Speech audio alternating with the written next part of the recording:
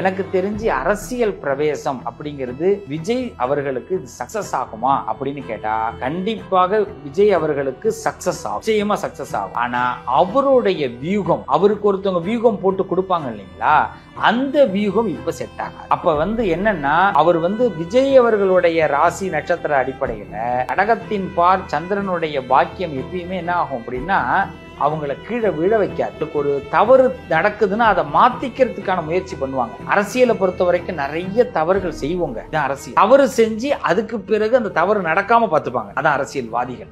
ஏன்னா தவறு உலகத்துல நடக்காது யாருமே கிடையாது.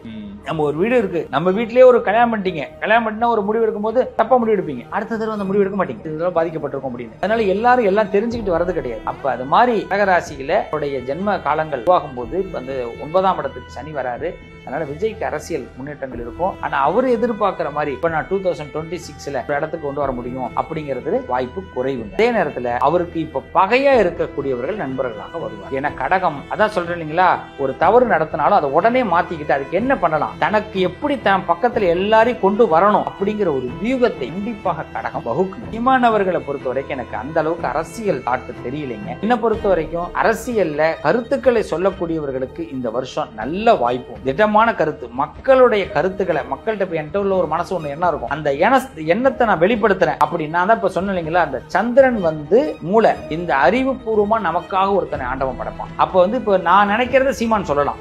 அப்ப அவருக்கு அந்த அரசியல்ல அடுத்த கட்ட உயர்வு ஏற்படும். பிரதிநிதி அவரா பேசல, யாரோ நினைக்கிறாங்க, யாரோ ஒரு சம்பந்தப்பட்டவங்க பேசும்போது அவங்க எண்ணமாக ஒரு குரல் இருக்கும். அந்த குரல் அவங்களுக்கு பலத்தை கண்டிப்பா. நீங்க கேட்கறது அரசியல் சார்ந்த கேள்வி. நான் அரசியல் சார்ந்த என்னுடைய கணிப்புல நான் பதில் சொல்றேன். இதுல யாரையும் குறிப்பிட்டலாம் பதில் சொல்லல. எங்களை பொறுத்த வரைக்கும் என்னுடைய கணிப்பு சரியாக இருந்தால் அடுத்த ஆட்சி இன்றைய ஆளும் கட்சி மீண்டும் ஆட்சிக்கு அமருங்க, அவங்க தான் வருவாங்க. இன்றைய ஆளும் கட்சி அடுத்த ஆட்சியை கண்டிப்பாக பிடிப்பார். இன்னைக்கு இருக்கிற சூழ்நிலைகள் தொடர்ந்தால் 2026 அவங்களுக்கு பிரகாசமா இருக்கும் இன்றைய ஆளும் கட்சி.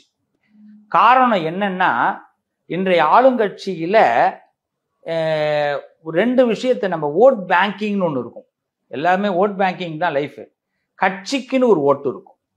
அதை ஒரு 30% அவங்கள்ட்ட இருக்கும். ஒரு பெரிய எதிர்கட்சியா இருந்தாலும் 30% இருக்கும், ஆளுங்கட்சியா இருந்தாலும் 30% அவங்கள்ட்ட ஓட் பேங்கிங் இருக்கும்.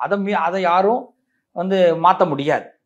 மீதி இருக்கக்கூடிய ஒரு 60 இன்னொரு 30% போட்டாதான் ஜெயிக்க முடியும். அந்த 30% இன்னைக்கு சில அமைச்சர்கள் சாதகப்படுத்தி கொண்டு போறாங்க. அதுல கண்டிப்பாக ஆளுங்கட்சி சக்சஸ் ஆகும்.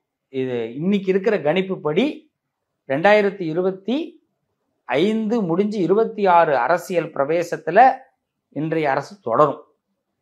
அதற்கு முக்கிய காரணம் சில அமைச்சர்களாக இருப்பார்கள்.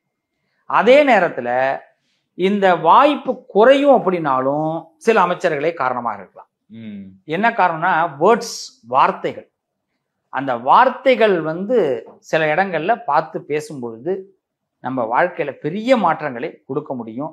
அதனால இன்றைய டெப்டி சிஎம் அவர்கள் கண்டிப்பாக முதலமைச்சராக வருவார்கள்.